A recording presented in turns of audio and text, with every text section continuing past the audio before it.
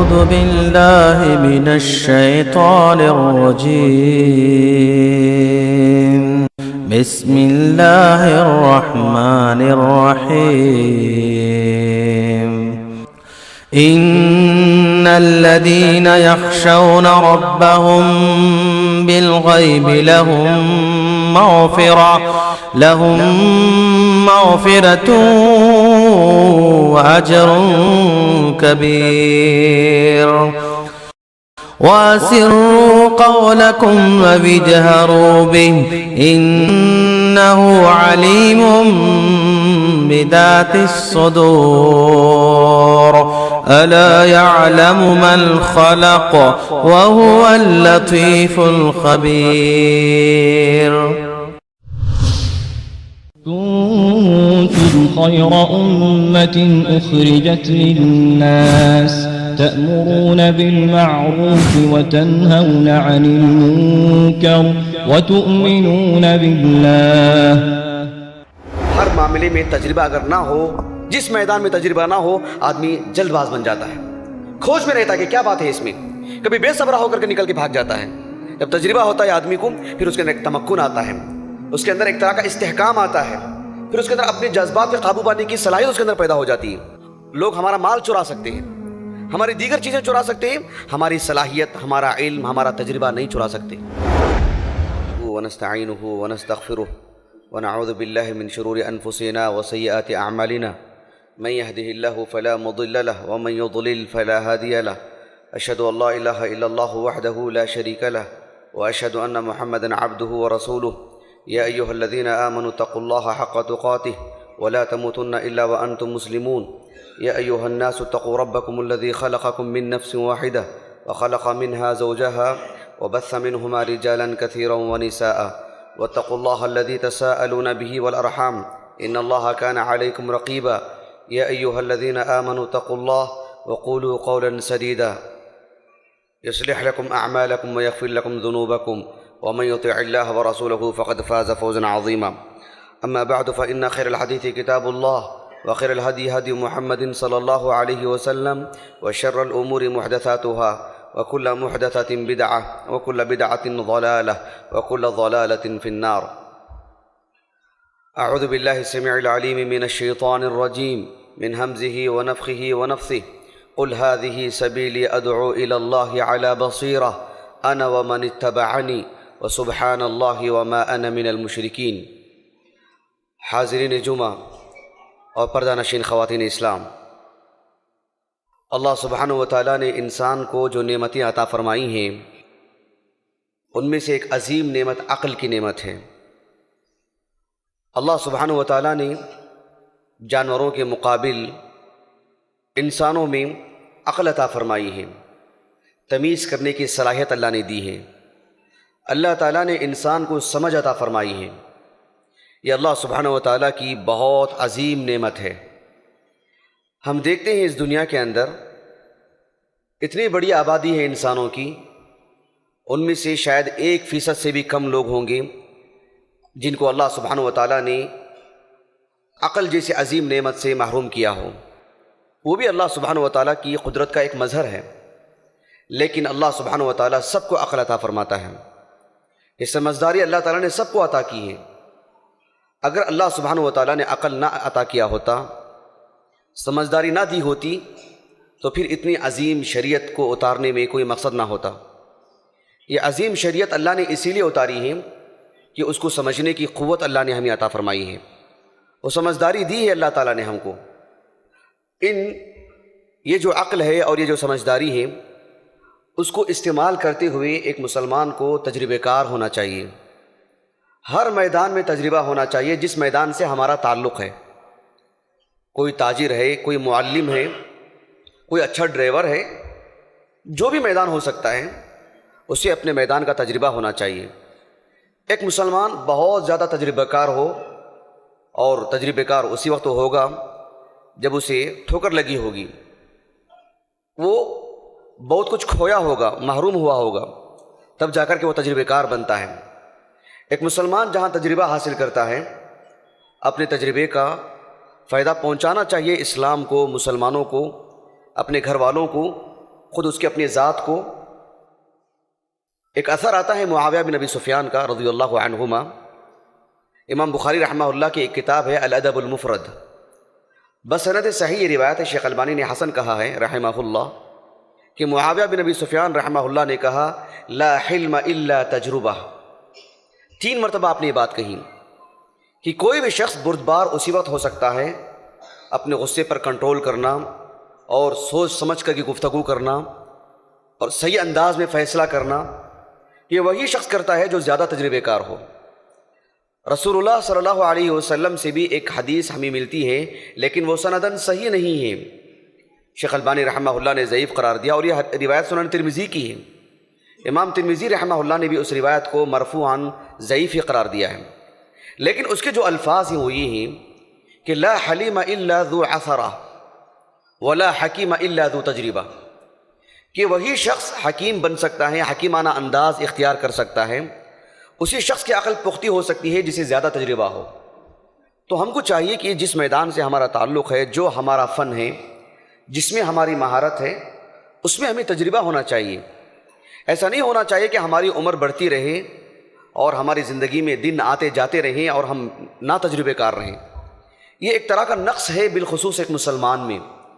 ہم اللہ سبحانہ و تعالیٰ کی کتاب کو پڑھتے ہیں، رسول اللہ صلی اللہ علیہ وسلم کے احادیث کو پڑھتے ہیں، ہمیں ایسے بے شمار نصوص ملتے ہیں، کئی واقعات ملتے ہیں جس میں اللہ سبحانہ و تعالیٰ نے ہمیں ہر میدان میں جو ہمارا میدان ہے اس میں تجربے کار بننے کی تلقین کی ہے اللہ رب العالمین نے. انبیاء علیہم الصلوۃ والسلام روئے زمین پر سب سے زیادہ با کمال انسان ہوتے ہیں. جسمانی طور پر مضبوطی ہو، عقل کی مضبوطی ہو، آنکھ ناک کا حسن ہو، خوبصورتی ہو، اچھے انداز کی گفتگو ہو، چلنے پھرنے کا بہترین سلیقہ ہو، گفتگو کرنے کا طریقہ، ہر معاملے میں سب سے اعلیٰ درجے کے لوگ ہوتے ہیں انبیاء علیہم السلام. تو وہ تجربے میں بھی سب سے آگے ہوتے ہیں. اللہ سبحانہ و تعالیٰ نے کسی نبی کو اس وقت نبوت عطا نہ فرمائی جب تک کہ انہیں عام معاملات میں تجربہ نہیں ہو گیا. یہ اللہ سبحانہ و تعالیٰ کی سنت ہے، قانون ہے اللہ تعالیٰ کا. یہ انبیاء علیہم الصلوۃ والسلام کو پہلے عام زندگی میں، ان کی گھر کی زندگی میں، ان کی تجارت والی زندگی میں کئی لوگوں کا سامنا ہوتا ہے انبیاء کو علیہم الصلوۃ والسلام، پھر جا کر کے رب العالمین انہیں نبوت عطا فرماتا ہے. ایک حدیث مبارکہ ہے صحیح بخاری کی، ابو ہریرہ رضی اللہ عنہ فرماتے ہیں، کتاب الاجارہ کی حدیث ہے صحیح بخاری میں. ابو ہریرہ رضی اللہ عنہ کہتے ہیں کہ رسول اللہ صلی اللہ علیہ وسلم نے فرمایا ما بعث اللہ نبیا الا رعى الغنم، اللہ نے جس نبی کو بھی بھیجا ہے سارے انبیاء نے بکریاں چرائی ہیں. صحابہ نے پوچھا کہ وانت یا رسول اللہ، اے اللہ کے رسول آپ نے بھی صلی اللہ علیہ وسلم؟ تو آپ صلی اللہ علیہ وسلم نے فرمایا کہ نعم کنت ارعاها على قراريط لاهل مکہ، کہ مکے کے کچھ لوگوں کی بکریاں تھیں، معمولی پونجی پر میں نے ان کی بکریاں چرائی ہیں. سارے انبیاء نے بکریاں چرائی ہیں. یہ حدیث صحیح بخاری کی ہے. حافظ ابن حجر رحمہ اللہ اس حدیث کی شرح کرتے ہوئے کہتے ہیں کہ علماء کہتے ہیں کہ ان علماء نے کہا، ان کے نام انہوں نے نہیں لکھے، کہا کہ علماء کہتے ہیں کہ اللہ سبحانہ و تعالیٰ نے انبیاء کو بکریاں چرانے پر اسی لیے مکلف کیا تاکہ انہیں تجربہ ہو جائے. بکری ایک چھوٹا سا جانور ہے اور ایک شریر جانور بھی ہے، اس پہ کنٹرول کرنا آسان نہیں ہے، اسے مار بھی نہیں سکتے ہیں، وہ جانور مر جا سکتا ہے. ایسے میں ایک زمانے تک ان کے پیچھے پڑنے سے آدمی میں صبر آ جاتا ہے، اپنے غصے پر وہ قابو پانے کی صلاحیت اس کے اندر پیدا ہو جاتی ہے. پھر جب وہ معاشرے میں انبیاء علیہ الصلوۃ والسلام کو نبی بنایا جاتا ہے، معاشرے میں طرح طرح کے لوگ ہوتے ہیں، سب آپ علیہ الصلوۃ والسلام کی بات پر لبیک کہنے والے نہیں ہوتے، بلکہ کچھ لوگ تکلیف دینے والے ہوتے ہیں، کچھ لوگوں کو کئی مرتبہ سمجھانا پڑتا ہے، کچھ لوگ سامنا نہیں کرتے، کسی اور کو بھیج کر کے تکلیف دینے کی کوشش کرتے ہیں، کچھ لوگ سامنے ہی کچھ بول دیتے ہیں. طرح طرح کی تکلیفیں، سب کچھ جھیلنا، صبر کرنا. امامت کا معاملہ بڑا عظیم اور بہت ہی صبر آزما مرحلہ ہوتا ہے. تو اللہ سبحانہ و تعالیٰ نے انبیاء علیہ الصلوۃ والسلام کو سب سے پہلے تجربہ کرنے کی ایسے بہت سارے مواقع عطا فرماتا ہے. انبیاء علیہ الصلوۃ والسلام کے جو قصے قرآن مجید میں بیان کیے گئے ہیں، آپ دیکھیں کہ انبیاء علیہ الصلوۃ والسلام اپنی گھریلوی زندگی میں تجربہ حاصل کرتے تھے، اپنی گھریلوی زندگی میں، اور اللہ تعالیٰ نے اسے بیان فرمایا تاکہ ہم بھی اپنی زندگی میں، اپنے گھر کی زندگی میں تجربہ حاصل کریں. کوئی نیا شادی شدہ ہوگا، اسے اس کا تجربہ نہیں ہوگا کہ گھر کی زندگی کیسی ہوتی ہے، دو خاندانوں کے درمیان رابطہ کیسے پیدا کیا جاتا ہے، اپنی دلہن کے ساتھ کیسے رہیں، اپنے سسرال والوں کے ساتھ کیسے رہے. نیا نیا تاجر ہوگا, نیا نیا طالب علم ہوگا, نیا نیا معلم ہوگا, ہر میدان کا نیا فرد, اسے تجربہ نہیں ہوتا ہے, دھیرے دھیرے تجربہ حاصل کرتا ہے. اللہ تعالیٰ نے قرآن مجید میں یعقوب علیہ السلام کا قصہ بیان فرمایا اور ان کی زندگی کے کئی گوشے اللہ تعالیٰ نے بیان فرمائے. ایک پہلو یہ بھی اللہ نے بیان فرمایا کہ یعقوب علیہ السلام اپنی گھر کی زندگی میں کیسے تجربہ حاصل کی. آپ جانتے ہوں گے یوسف علیہ السلام کو جب ان کے بھائیوں نے کنویں میں ڈالا, وہاں سے آپ کی قافلے والوں نے آپ کو نکالا, آپ کو بیچ دیا, آپ کو کسی نے خریدا اور حاکم مصر آپ ایک دن بن گئے. یہ سب واقعہ ہے. میرے موضوع سے متعلق میں وہ نقطہ بیان کرنا چاہ رہا ہوں. یوسف علیہ السلام جب حاکم مصر تھے اور 7 سال ایسے آئے جس میں قحط سالی کے سال تھے, بارشیں رک گئیں اور جو ہے تو اس میں جو ہے انہوں نے اناج کو پہلے سے اسٹاک کر کے رکھا تھا. جب بارشیں خوب تیز تھیں اور فصل اچھی تھی, اس اناج کو انہوں نے محفوظ کر کے رکھا تاکہ آنے والے 7 سال میں لوگوں, ہم سب جانتے ہیں اس واقعے کو. یہ مصر بہت بڑا علاقہ ہے دنیا کا, بہت بڑی زمین, بہت بڑی آبادی والا ملک اور قدیم ملک. آج کا مصر نہیں, آج کا مصر تو بہرحال اس کی حد بندی الگ ہے. قدیم زمانے کی مصر کا جغرافیہ اٹھا کے دیکھیے آپ, بہت پھیلا ہوا ملک. فلسطین کا بڑا حصہ جو غزہ وغیرہ جو آج ہم دیکھتے ہیں وہ سب مصر ہی میں شمار کیا جاتا تھا. تو یہ جو مصر کی جو حکومت تھی, یوسف علیہ السلام نے اس اناج کو محفوظ کر کے رکھا اور ہر ایک شخص کو اس کے بقدر جو ہے اسے اناج دیا کرتے تھے. اور اس دور میں انہوں نے ایسے طے کر کے رکھا تھا کہ گھر کے 10 افراد ہیں تو 10 کے 10 افراد کو بھی آنا پڑتا, ہر ایک کو اس کے حساب سے ہی دیتے. گھر کا ایک فرد آ کر کے سب کے نام پر لے کر کے چلا جاتا, ایسا قانون نہیں تھا. ماں باپ ہیں بوڑھے, اس کے بچے ہیں, چھوٹے بچے ہیں, سب کو لے کر آنا پڑتا تاکہ معلوم ہو کہ کتنے افراد ہیں. پھر دوسرے سال کے حساب سے ان کے ہو سکتا ہے گھر میں نئی اولاد ہو یا ہو سکتا ہے کسی کا انتقال ہو چکا ہو, پھر اس کے حساب سے اناج دیا کرتے تھے. ایک نظام طے کر کے رکھا تھا انہوں نے. یعقوب علیہ السلام خود نہیں آئے تھے, نہایت کمزور تھے آپ, لیکن آپ نے اپنے پورے بچوں کو بھیجا. لیکن یوسف علیہ السلام کی یعنی یعقوب علیہ السلام کی جو دوسری بیوی تھی, جن سے یوسف علیہ السلام اور ان کے جو بھائی پیدا ہوئے تھے, ان کو روک لیا تھا یعقوب علیہ السلام نے. اپنے پورے بچوں کو بھیجا جو پہلی بیوی سے تھے. یہ سب آئے, جیسے یہ آئے یوسف علیہ السلام نے اپنے بھائیوں کو دیکھتے ہی پہچان لیا. کیوں نہیں پہچانیں گے, انہوں نے پہچان لیا لیکن بھائیوں نے نہیں پہچانا. فعرفهم وهم له منکرون, پورے بھائیوں نے تو ان کو نہیں پہچانا لیکن انہوں نے اپنے بھائیوں کو پہچان لیا دیکھتے ہی, لیکن بھائیوں نے نہیں پہچانا. اس لیے کہ بھائیوں کے وہم و گمان میں بھی یہ بات نہیں تھی کہ جس بچے کو ہم نے کنویں میں ڈالا ہو وہ آج حاکم مصر بن چکا ہو. ان کے تصور میں بھی یہ بات نہیں تھی, یقین نہیں آ رہا تھا ان کو. لیکن یوسف علیہ السلام کو اچھی طرح معلوم تھا کہ یہی میرے بھائی ہیں. ان کے بھائیوں کو انہوں نے بہت اعزاز کے ساتھ, اکرام کے ساتھ, بڑی عزت کے ساتھ برتاؤ کیا. کریم النفس لوگ ایسے ہی ہوتے ہیں, سعادت مند لوگ ایسے ہی ہوتے ہیں, انتقام لینے کا جذبہ ان کے اندر نہیں ہوتا ہے. یوسف علیہ السلام نے بہت ہی عزت والا معاملہ ان کے ساتھ رکھا اور ان سب کو اناج ایسے ہی نہیں دیا, بہت ہی شعور کے ساتھ, باریکی کے ساتھ یوسف علیہ السلام نے ان کی پوری خبر لی. گھر میں کتنے افراد ہیں, کوئی آئے ہیں کہ نہیں آئے ہیں, اور ایسے کہتے کہتے پوری باتیں انہوں نے ان کے دل سے نکال لی اور معلوم کر لیا کہ ان کا ایک بھائی بھی ہے جو نہیں آیا ہے. اسی لیے یوسف علیہ السلام نے کہا ائتونی بأخ لکم من ابیکم, جب دوبارہ آؤ تو تمہارے اس بھائی کو بھی لے کر کے آنا جو تمہارے باپ سے دوسری اولاد ہے, ان کو بھی لے کر کے آنا. یعقوب علیہ السلام نے پوچھا ان سے, کیوں کہا تم نے کہ تمہارا ایک بھائی بھی جو یہاں چھوڑ کر کے چلے گئے تھے تم؟ کہا کہ انہوں نے ہماری دل کی پوری باتیں چرا لی, پوری باتیں انہوں نے معلوم کر لی اور ان کو معلوم ہو گیا کہ ہمارا ایک بھائی گھر میں رہ چکا ہے, اور کہا کہ تم اس کو بھی لے کر آنا آئندہ سال. اگر آئندہ سال نہیں آئیں گی تو تمہیں اناج نہیں ملے گا, اس بھائی کے نام کا اناج نہیں ملے گا جو اس مرتبہ ہم آپ کو دے کے بھیج رہے ہیں. تو دوسری مرتبہ کیا ہوا, ان کے بھائیوں نے ان کے والد سے کہا یا ابانا منع منا الکیل فارسل معنا اخانا نقتل وانا له لحافظون. کہا کہ ہے ہمارے ابا جان اس بھائی کو بھی بھیجو, نہیں بھیجیں گے ان کے نام کا غلہ نہیں ملے گا, اور آپ بھیجیے, ہم پوری دیانتداری سے کہہ رہے ہیں کہ ہم ان کی حفاظت کریں گے. وانا له لحافظون. جانتے ہیں یعقوب علیہ السلام نے کیا کہا, قال هل آمنكم علیہ الا كما امنتكم على اخیہ من قبل. اس سے پہلے بھی یوسف کو یہی بول کر کے لے کے گئے تھے نا آپ کہ ہم ان کی حفاظت کریں گے. ارسلہ معنا غدا یرتع ویلعب وانا له لحافظون. اے ابا جان یوسف کو بھیجیے ہمارے ساتھ, وہ موج مستی کریں گے, کھیلیں گے ہمارے ساتھ, ہم ان کی حفاظت کریں گے. اور حفاظت کے نام پہ کیا کیا آپ نے ان کو گنوا کے آ گئے ان کو. تو یعقوب علیہ السلام نے اپنا تجربہ یہاں سامنے رکھا. اہل علم کہتے ہیں، مفسرین کہتے ہیں کہ یعقوب علیہ السلام نے ایسے ہی نہیں دے دیا ان کو، بلکہ اپنے پورے تجربے کا استعمال کیا. کہا کہ مجھے تجربہ ہو چکا ہے تمہارے اس کرتوت سے، تمہارے اس عمل سے. اس سے پہلے بھی یہی بول کر کے لے کر کے گئے تھے اور آج یہ بول کر کے لے کے جا رہے ہیں. اس کا اتنا فائدہ ہوا کہ جب ایک حادثہ ہو گیا تھا، یوسف علیہ السلام نے ان کے بھائی کو روک لیا تھا کسی مناسبت سے، وہ میں اس تفصیل میں نہیں جانا چاہ رہا ہوں. تو ان کے بھائیوں نے کہا کہ یا ایھا العزیز ان لہ ابا شیخا کبیرا فخذ احدنا مکانا. کہا کہ اے عزیز مصر، آپ ہمارے اس بھائی کو نہیں، ہم میں سے کسی کو لے لیں. پہلے ان کے والد صاحب بہت ہی بوڑھے ہیں، پہلے ہی سے ایک جو ہے ان کو ایک تکلیف ہو چکی ہے، پہلے ہی سے ایک داغ ہے. اب ان کو لے کر کے اور کیا ہم چہرہ دکھائیں گے؟ یوسف علیہ السلام نے کہا کہ نہیں، ایسا تو نہیں ہو سکتا، جس نے جرم کیا ہم اسی کو گرفتار کریں گے. جب معلوم ہو گیا کہ عزیز مصر بھیجنے کے لیے تیار نہیں ہے، پورے بھائی مصر میں اکٹھا ہوئے. بڑے بھائی نے کہا قال کبیرہم الم تعلموا ان اباکم قد اخذ علیکم موثقا من اللہ من قبل ما فرطتم فی یوسف فلن ابرح الارض حتى یأذن لی ابی او یحکم اللہ لی وہو خیر الحاکمین.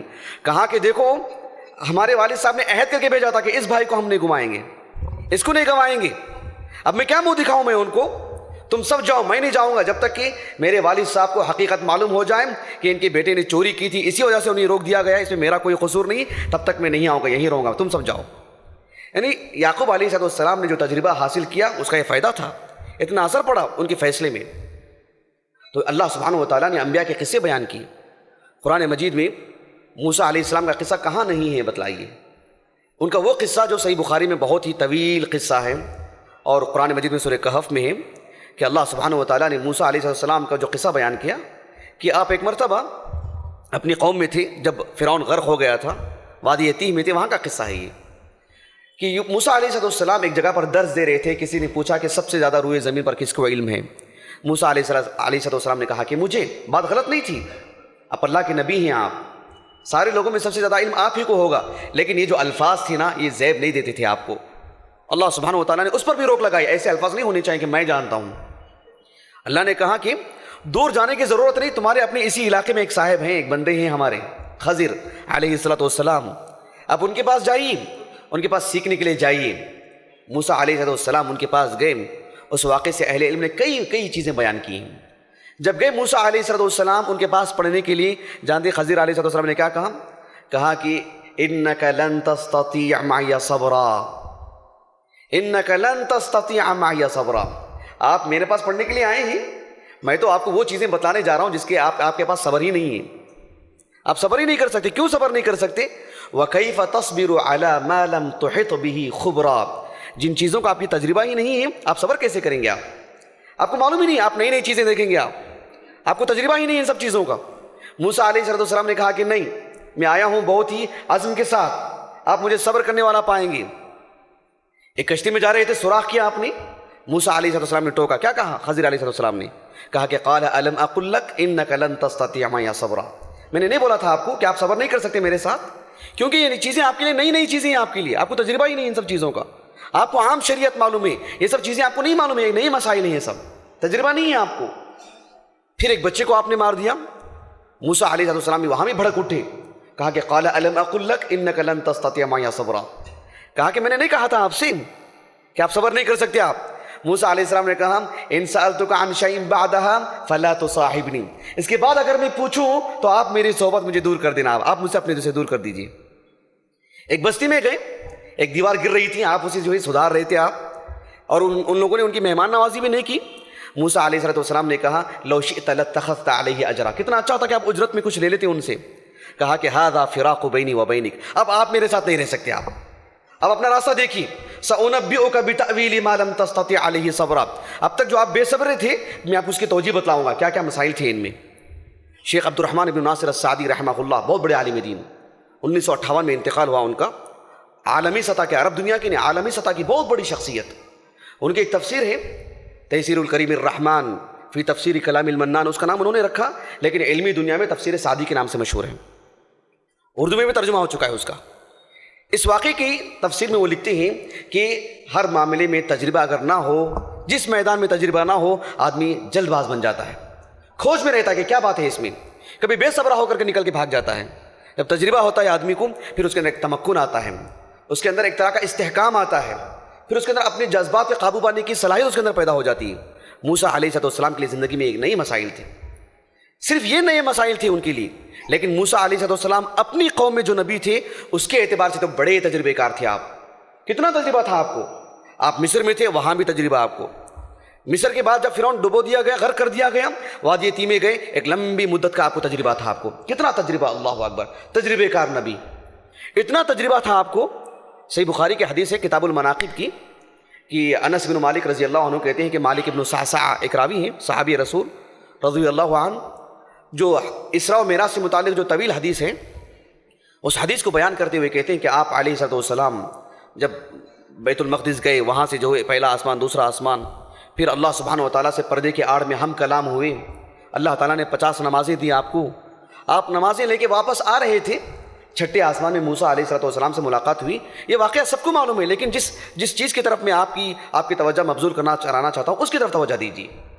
چھٹے آسمان کو آئے موسیٰ علیہ السلام کے پاس، موسیٰ علیہ السلام نے کیا کہا آپ سے؟ کہا کہ ان امتک لا تستطیع 50 صلاة کل یوم، آپ کی جو امت ہے نا دن میں 50 نمازیں پڑھ ہی نہیں سکتی ہیں۔ کیوں؟ وجہ کیا ہے اس کی؟ کہا کہ وَإِنِّي وَاللَّهِ قَدْ جَرَّبْتُ النَّاسَ قَبْلَكَ، کہا کہ آپ سے پہلے ایک امت کی طرف میں بھی نبی بنا کے بھیجا گیا تھا، لوگوں کا تجربہ ہے مجھے۔ الفاظ دیکھ رہے ہیں آپ، وَإِنِّي وَاللَّهِ قَدْ جَرَّبْتُ النَّاسَ قَبْلَكَ، آپ سے پہلے میں بہت تجربہ حاصل کر چکا ہوں لوگوں میں، میری امت آپ سے بھی زیادہ سخت تھی، آپ سے بھی زیادہ طاقتور، لیکن وہ ان احکام کو سنبھال نہیں سکی، تمہاری امت کیسے سنبھال سکے گی؟ فرجع الی ربک فاسألہ التخفیف، اللہ کے پاس جائیے اور تخفیف کرا کے آئیے۔ 10 20 ایسے 10 کراتے ہوئے آئے، 10 نمازیں تھیں، پھر بھی یہی کہا موسیٰ علیہ السلام نے۔ 50 نمازیں لے کر کے آئے، پھر بھی یہی کہا موسیٰ علیہ السلام نے۔ آپ حدیث اٹھا کر کے دیکھیں آپ۔ اس کے بعد اللہ کے رسول نے کہا صلی اللہ علیہ وسلم سألت ربی حتی استحییت، میں میرے رب سے برابر پوچھتا رہا، 50 سے 5 ہو گئے، اب مجھے شرم آ رہی، اب نہیں جاؤں گا میں۔ ولیکن ارضا واسلم، اب میں اسی پر راضی ہوں میں، اور اللہ سبحانہ و تعالیٰ کی اس بات کو تسلیم کر لیتا ہوں۔ کہنے کا مقصد یہ ہے کہ موسیٰ علیہ السلام نے اپنی زندگی بھر کا تجربہ اللہ کے رسول کے سامنے، حالانکہ اللہ کے ہاں طے تھا، اللہ کے ہاں طے تھا کہ 5 ہی نمازیں ہوں گی، لیکن ایک نظام دیکھو، ایک ترتیب دیکھو، اللہ نے کیسے رکھا ترتیب کہ وہ اللہ کے رسول 50 نمازیں لے کر جائیں صلی اللہ علیہ وسلم، موسیٰ علیہ السلام سے ملاقات ہو، موسیٰ علیہ السلام اپنی زندگی کا تجربہ سامنے رکھیں۔ ایک نبی نے اپنی زندگی کا تجربہ نبوت کے باب میں رکھ رہے ہیں، حالانکہ نبوت کے باب میں کس کی مجال؟ وَمَا يَنطِقُ عَنِ الْهَوَىٰ إِنْ هُوَ إِلَّا وَحْيٌ يُوحَىٰ، یہ صرف اللہ ہی کا فیصلہ ہے، اللہ کے رسول اپنی جانب سے کچھ کہہ نہیں سکتے، کچھ کر نہیں سکتے ہیں صلی اللہ علیہ وسلم، لیکن موسیٰ علیہ السلام نبوت کے میدان میں بھی اپنے تجربے کا فائدہ اٹھا کر کے دے رہے ہیں، اپنا تجربہ بیان کر رہے ہیں۔ نہیں ہو سکتا، جائیے تخفیف کرا کے آئیے۔ سبحان اللہ، یہ علم کے میدان میں، دنیا کی زندگی میں ہم کو تجربہ حاصل کرنا چاہیے، اپنے ایک مسلمان بھائی کو تجربہ پہنچانا چاہیے۔ اللہ کے رسول صلی اللہ علیہ وسلم، خود آپ کا اپنا تجربہ دیکھو، آپ علیہ السلام کا صلی اللہ علیہ وسلم۔ صحیح بخاری کی وہ معروف حدیث آپ کے علم میں ہوگی یقیناً، کتاب الادب ایک کتاب ہے صحیح بخاری میں۔ ابو ہریرہ رضی اللہ عنہ کہتے ہیں کہ آپ صلی اللہ علیہ وسلم نے فرمایا لا یلدغ المؤمن من جحر واحد مرتين، کہ کوئی بھی مومن ایک سوراخ میں 2 مرتبہ دھسایا نہیں جاتا ہے۔ ایک سوراخ میں کسی نے ہاتھ رکھا، کسی موذی جانور نے کاٹ دیا اس کو، دوبارہ ہاتھ نہیں ڈالے گا اس میں۔ یہ اللہ کے رسول جانتے کب کہا یہ بات؟ جب بدر کا معرکہ تھا تو اس وقت ایک شخص آیا تھا کافروں کی طرف سے، جس کا نام تھا ابو عزہ الجمحی، بنو جمح سے تھا وہ پکڑا گیا، اس نے اللہ کے رسول سے معافی مانگی اور عہد کیا، میرے بیوی بچے بہت ہی کمزور ہیں، میں بہت فقیر ہوں، یہ ہوں وہ، بہت ساری عذریں اس نے پیش کی، آپ مجھے بخش دیجئے، میں دوبارہ آپ کے مقابل کبھی نہیں آؤں گا۔ اللہ کے رسول نے احسان کیا اس پر صلی اللہ علیہ وسلم، بخش دیا، چھوڑ دیا اس کو۔ احد میں بھی آ گیا تھا وہ اور برابر کا شریک تھا، پھر پکڑا گیا، آپ علیہ السلام نے اسے قتل کرنے کا حکم دیا، پھر یہی کہنے لگا اس کے بعد دوبارہ کبھی آپ کے مقابل نہیں آؤں گا۔ تب آپ نے یہ فرمایا علیہ السلام لا یلدغ المؤمن من جحر واحد مرتين، ایک مرتبہ ایک سوراخ میں ہوگا، دوبارہ ہاتھ نہیں ڈالیں گے، قتل کر دو اس کو۔ تم جا کر کے یہی بولو گے نا محمد کو میں نے دوبارہ جو ہے چکمہ دے کے آ گیا میں صلی اللہ علیہ وسلم، اب دوبارہ موقع نہیں ملے گا۔ تو تجربہ حاصل کیا اللہ کے رسول نے اپنی زندگی میں، حالانکہ آپ نبی ہیں سبحان اللہ، لیکن آپ علیہ السلام نے اپنی تعلیم کی زندگی میں ایک قیادت سیادت کی زندگی میں بحیثیت ایک لیڈر آپ، اور ہر لحاظ سے آپ نے تجربہ اپنی پچھلی زندگی سے حاصل کرتے رہے صلی اللہ علیہ وسلم۔ ایسا نہیں ہونا چاہیے کہ کوئی بھی ہمیں بیوقوف بنا دے، کوئی بھی ہماری عزت سے، ہمارے مال سے، ہمارے پیسوں سے کھیلے، ہمارے بھولے پن سے کوئی کھیلے، ایسا نہیں ہونا چاہیے۔ تجربے کار ہونا چاہیے، اپنی عقل کا استعمال کرنا چاہیے۔ اللہ کے رسول صلی اللہ علیہ وسلم کے صحابہ کا بھی ایسا ہی معاملہ تھا۔ یہ جو شریعت مطہرہ ہیں اس کا ایک عظیم مسئلہ جو قرآن مجید بکھرا جو تھا، کسی کے پاس کچھ، کسی کے پاس کچھ، کسی کے پاس کچھ، ایک مصحف میں جمع نہیں تھا قرآن مجید۔ جب اللہ کے رسول علیہ السلام کا انتقال ہوا، ابو بکر صدیق رضی اللہ عنہ کے دور میں آج کا جو ریاض ہے، ریاض کا کچھ نیچے کا جو حصہ ہے، بنو حنیفہ وہاں پر رہا کرتے تھے۔ مرتدین سے جنگ تھی وہاں پر، بہت بڑا معرکہ۔ ابو بکر صدیق رضی اللہ عنہ اس میں شریک نہیں تھے، لیکن خالد بن ولید رضی اللہ عنہ کے سرکردگی میں ایک بڑی تعداد صحابہ کو بھیجے تھے وہاں پر۔ اس میں بھلے ہی مسلمانوں کو اچھی طرح فتح حاصل ہوئی، لیکن بڑے بڑے 70 صحابہ جن کے سینوں میں مکمل قرآن تھا وہ شہید کر دیے گئے۔ عمر بن خطاب رضی اللہ عنہ نے فوراً مسئلے کو تاڑا اور ابو بکر صدیق رضی اللہ عنہ سے کہا کہ دیکھو اس معاملے میں ہمیں اور انتظار نہیں کرنا چاہیے، دھیرے دھیرے حفاظ جو حافظ قرآن صحابہ ہیں شہید ہو جائیں گے، انتقال ہو جائے گا، پھر کیا ہوگا؟ قرآن مجید کو جمع کیا جائے۔ ایک طویل حدیث ہے صحیح بخاری کی ہے، کتاب فضائل القرآن میں۔ ابو بکر صدیق رضی اللہ عنہ کو شہر صدر ہوا، اور آپ جانتے ہیں زید بن ثابت رضی اللہ عنہ بڑے جلیل القدر صحابی، عالم دین صحابی، ان کو بلایا گیا اور ان کو ابو بکر صدیق رضی اللہ عنہ نے یہ ذمہ داری دی کہ آپ پوری مسلم دنیا میں، یعنی مطلب مکہ میں، مدینہ میں، جہاں جہاں جلیل القدر اور بڑے صحابہ موجود ہیں جو وہی لکھا کرتے تھے یا جن کے سینوں میں قرآن ہے، آپ جائیے، جا کر کے جمع کیجیے، لکھیے، ترتیب دیجیے اس کو۔ اب یہاں پر غور طلب بات یہ ہے کہ زید بن ثابت ہی کا انتخاب کیوں رضی اللہ عنہ؟ اور بھی صحابہ تو تھے، پڑھے لکھے اور بھی لوگ تھے، زید بن ثابت کا انتخاب کیوں؟ ابو بکر صدیق رضی اللہ عنہ ان سے 4 باتیں کہا کہ انکا رجل شاب، آپ ایک نوجوان ہیں، آپ کے اندر پرچیلا پن ہے، آپ یہ کام کر سکتے ہیں، ایک صلاحیت آپ کے اندر ہے، اور عاقل، دوسری صلاحیت ہے آپ کے اندر، آپ نہایت عقل مند ہیں۔ آپ ایسے نہیں کہ آپ صرف کہ آپ ایک نوجوان ہیں، بلکہ آپ عقل مند بھی ہیں، آپ باصلاحیت آدمی ہیں، آپ پرکھ سکتے ہیں، آپ کون سا کہاں لکھنا چاہیے، کس سے کیا لینا چاہیے، سب معلوم ہے آپ کو۔ اور تیسری چیز وَلَا نَتَّهِمُكَ، آپ ہمارے نزدیک بہت ہی امین اور صادق ہیں، آپ کی شخصیت پر ہمارے پاس کوئی داغ دھبا نہیں، نہایت اعتبار ہے ہمارا آپ کے پاس۔ اور چوتھی چیز كُنْتَ تَكْتُبُ الْوَحْيَ لِرَسُولِ اللَّهِ صلی اللہ علیہ وسلم، آپ کو رسول اللہ صلی اللہ علیہ وسلم کی زندگی کا ایک لمبا عرصہ وحی لکھنے کا تجربہ بھی ہے۔ یہ 4 صلاحیتوں کی وجہ سے ہم آپ کو یہ ذمہ داری دے رہے ہیں، تجربہ بھی ہے آپ کو۔ صرف آپ نوجوان ہیں، آپ عقل مند ہیں، اور ہمارے نزدیک آپ بہت ہی امین ہیں، اس وجہ سے ہی نہیں، ان سب کے ساتھ ساتھ آپ ایک تجربے کار ہیں، وحی لکھنے کا سلیقہ آپ کو ہے، تجربہ آپ کو ہے، یہ آپ کو پہلے سے معلوم ہے، آپ نے نبی کی زندگی میں آپ نے لکھا ہے۔ ان 4 چیزوں کی وجہ سے اور بالخصوص تجربہ کی وجہ سے ہم آپ سے فائدہ اٹھا رہے ہیں۔ ایک مسلمان کو تجربہ کار ہونا چاہیے۔ ہماری زندگی میں کبھی ہم نے ٹھوکر کھائی؟ ہم دیگر مسلمان بھائیوں کو فائدہ پہنچاتے ہیں، دیکھیں آپ ایسا کر رہے ہیں، ایسا مت کیجیے، ایسا کرنے کی وجہ سے ایسا نقصان ہوا ہے مجھے۔ ایسا نہیں ہونا چاہیے کہ میں نے تو مرا تو یہ بھی اس کو بھی مرنے دو، نہیں، ہرگز نہیں۔ ہمارے تجربوں کا سب سے زیادہ فائدہ مسلمانوں کو ہونا چاہیے، اسلام کو ہونا چاہیے۔ اپنے اسلام کی تعلیمات کو کتنی آسانی سے عام کریں، کتنا جلدی عام کریں، کیسے پہنچائیں، تجربہ ہونا چاہیے اس کا، اور دین کی خاطر ہمارے تجربے کو فائدہ پہنچانا چاہیے دین کے لیے۔ اللہ تعالیٰ نے قرآن مجید میں فرمایا قُلْ هَذِهِ سَبِيلِي أَدْعُو إِلَى اللَّهِ عَلَى بَصِيرَةٍ أَنَا وَمَنِ اتَّبَعَنِي، اللہ کے رسول آپ کہہ دیجئے کہ میں لوگوں کو اللہ کی طرف بلاتا ہوں، حق کی طرف بلاتا ہوں، اور کیسے؟ علی بصیرہ، بصیرہ کہتے ہیں عربی زبان میں علم کا سب سے بڑا درجہ۔ حافظ ابن القیم رحمہ اللہ کہتے ہیں مدارج السالکین میں، اللہ نے ایسا نہیں کہا نا قُلْ هَذِهِ سَبِيلِ أَدْعُو إِلَى اللَّهِ عَلَى عِلْمٍ، قُلْ هَذِهِ سَبِيلِ أَدْعُو إِلَى اللَّهِ عَلَى حَقٍّ عَلَى بُرْهَانٍ عَلَى سُلْطَانٍ عَلَى مَعْرِفَةٍ، ایسے الفاظ نہیں استعمال کیے نا اللہ نے، کہا کہ علی بصیرہ، علم معروف لفظ ہے، برہان معروف لفظ ہے، سلطان معروف لفظ ہے، الحق معروف لفظ ہے، علم کے لیے بولا جاتا ہے۔ یہ ساری چیزوں کے مجموعے کے لیے ایک مختصر سا لفظ بولنا چاہیں تو البصیرہ۔ البصیرہ علم کا سب سے اعلیٰ درجہ ہے قرآن مجید کی زبان میں۔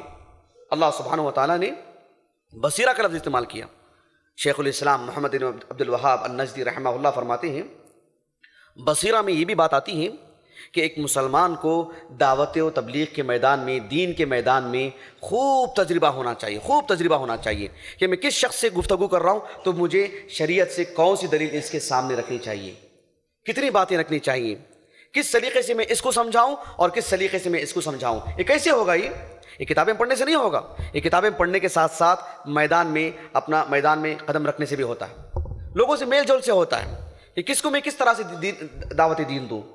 تو بہرحال تجربہ ایک بہت اہم چیز ہے، ہمارے دین کے اعتبار سے بھی، ہماری دنیاوی اعتبار سے بھی۔ کچھ لوگ ہوتے ہیں بہت کم عمر میں بہت تجربہ حاصل کر لیتے ہیں، قطع نظر اس کے کہ وہ مسلمان ہیں کہ غیر مسلم ہیں، بحیثیت انسان ہونے کی، لیکن بحیثیت مسلمان ہونے کی ضروری ہے کہ ہم اوروں کے مقابلے میں زیادہ تجربہ رکھیں ہر میدان میں۔ غیر مسلمین کے پاس تجربہ ہوں، ان کے تجربے سے فائدہ اٹھانے میں بھی پیچھے نہ رہیں، ان سے تجربہ اٹھائیں، ان کے علم سے مالا مال ہوں اور پھر اسے اپنی زندگی میں لائیں اور ہم دیگر مسلمان بھائیوں کے لیے ایک معاون اور مددگار بن جائیں۔ حالات کیسے کیسے ہوتے ہیں، کبھی کبھار خوب تجربہ ہوتا ہے اور پھر کبھی اس کو نقصان بھی ہو جاتا ہے، ہوتا ہے ایسے، محرومی ہوتی ہے، یہ مقدر ہے، لیکن تجربہ سے آدمی پھر اپنی زندگی کو استوار کر سکتا ہے۔ اب غور کر کے دیکھیے، لوگ ہمارا مال چرا سکتے ہیں، ہماری دیگر چیزیں چرا سکتے ہیں، ہماری صلاحیت، ہمارا علم، ہمارا تجربہ نہیں چرا سکتے۔ آپ کو معلوم ہونا چاہیے کہ اللہ کے رسول صلی اللہ علیہ وسلم 13 سال مکی میں تھے، عثمان بن عفان اور ابو بکر صدیق رضی اللہ عنہما یہ کروڑ پتی صحابہ ہیں، کتنا خرچ کیا اسلام کے لیے، لیکن جب ہجرت کر کے آئے تو خالی ہاتھ آئے، جیب میں 1 روپیہ بھی نہیں تھا ان کا پورا مال لوٹ لیا گیا، لیکن ان کے تجربے کو کسی نے نہیں لوٹا۔ جب مدینے کو آئے تو مدینے میں 10 سال آپ نام اٹھا کے دیکھیں کون سب سے زیادہ خرچ کیا اللہ کے راستے میں، ابو بکر صدیق کا نام ملے گا آپ کو، عثمان بن عفان کا ملے گا آپ کو رضی اللہ عنہم اجمعین۔ خالی ہاتھ آئے تھے لیکن پل بھر میں تجربہ تھا ان کے پاس، صلاحیت تھی ان کے پاس، کروڑوں کا جو نکال لیے تھے، ان کو جو کنگال کر دیا گیا تھا، منٹوں میں انہوں نے حاصل کر لیا۔ عبد الرحمن بن عوف رضی اللہ عنہ بہت بڑے کروڑ پتی صحابی، ماہر تاجر، جب گھر سے آئے میں ہجرت کر کے مدینے کو، کچھ بھی نہیں تھا ان کے پاس، 1 روپیہ بھی نہیں تھا ان کے پاس، یہ مبالغہ نہیں، 1 روپیہ بھی نہیں تھا، لیکن دیکھو صاحب ربیع رضی اللہ عنہ نے کہا، صحیح بخاری کی حدیث ہے، کتاب الزکوٰۃ کتاب البیوع کی، ان سے کہا کہ میں میری ایک بیوی دے دیتا ہوں آپ کو، آدھی زمین دے دیتا ہوں، کچھ زراعت کر لو آپ، میرے پاس یہ وہ لے لو آپ، میرے پاس گھر ہے، چھت نہیں ہے آپ کے پاس، آدھا گھر لے لو آپ۔ لیکن سبحان اللہ وہ مفت خور نہیں تھے، وہ مفت خور نہیں تھے، ان کو معلوم تھا کہ میں لٹ کے آیا ہوں لیکن میرا تجربہ میرے پاس موجود ہے۔ کہا کہ مجھے کچھ نہیں چاہیے، مجھے بازار بتلائیے۔ کما کے انہوں نے شادی کی، مفت میں کسی کی بیوی کو نہیں لیا، انہوں نے کما کے شادی کی، انہوں نے اپنا ولیمہ خود اپنے پیروں پہ کھڑے ہو کے کیا انہوں نے، اور اپنی بیوی کے لیے گھر خود انہوں نے اپنے ہاتھوں سے بنایا، انہوں نے کسی کے گھر لے کر کے نہیں جیا انہوں نے، کیونکہ ان کے پاس صلاحیتیں تھیں، صلاحیتیں بنائیے، مہارت حاصل کیجیے، تجربہ حاصل کیجیے، اسے پوری دنیا مل کے بھی چوری نہیں کر سکتی، اسے ہمارے دل و دماغ سے، ہمارے سینے سے کوئی چھین نہیں سکتا اس کو۔ آج ہمیں خالی بھی کر دیا گیا، بس پل بھر میں ہم بہترین مالدار بن سکتے ہیں، علم سے مالا مال ہو سکتے ہیں۔ کسی نے صرف کتابیں جمع کر لی، سینے میں نہیں رکھا، کتابیں اگر نکال دی گئیں تو لٹ جائے گا، وہ کچھ نہیں رہے گا، پہلے سے بھی جاہل اب بھی جاہل رہے گا، لیکن وہی کتابیں اس کے سینے میں ہو، اس سے کون چوری کرے گا؟ ہمارا جو ہنر، ہماری جو صلاحیت، ہمارا جو علم، ہمارا جو تجربہ ہے، وہ ہمیں کبھی ناکارہ نہیں کرتا ہے اللہ کی اذن سے، اللہ کے حکم سے۔ اسی لیے اللہ سبحانہ و تعالیٰ نے ہمیں عقل دی ہے۔ دین کے معاملے میں کتنے مسلمانوں کو دیکھتے ہیں کہ وہ ایک عالم ایسی بات بولتے ہیں، وہ ایک عالم ایسی بات بولتے ہیں، یہ سب بے وقوفی کی بات ہے، بیکار کی بات ہے۔ اللہ نے عقل نہیں دی ہم کو، سمجھنے کی قوت نہیں دی اللہ نے ہم کو، سمجھیے، تجربہ حاصل کیجیے۔ کوئی دین کے نام پہ کیوں دھوکہ دے گا ہم کو؟ نہیں دے سکتا ہے۔ اس لیے دھوکہ دے رہا ہے کہ ہم بے وقوف بنتے جا رہے ہیں۔ کسی بھی میدان میں تجربہ ہونا چاہیے، کوئی ہماری عقل کے ساتھ، ہماری صلاحیتوں کے ساتھ کھیل نہ پائے، اللہ سے اس کی دعا بھی کرنا چاہیے۔ اللہ تعالیٰ ہمیں ہماری عقل کا صحیح استعمال کرنے اور اس عقل کو اللہ سبحانہ و تعالیٰ کے تقرب کا ذریعہ بنانے کی اللہ ہمیں توفیق عطا فرمائے۔ آمین و آخر دعوانا الحمدللہ رب العالمین۔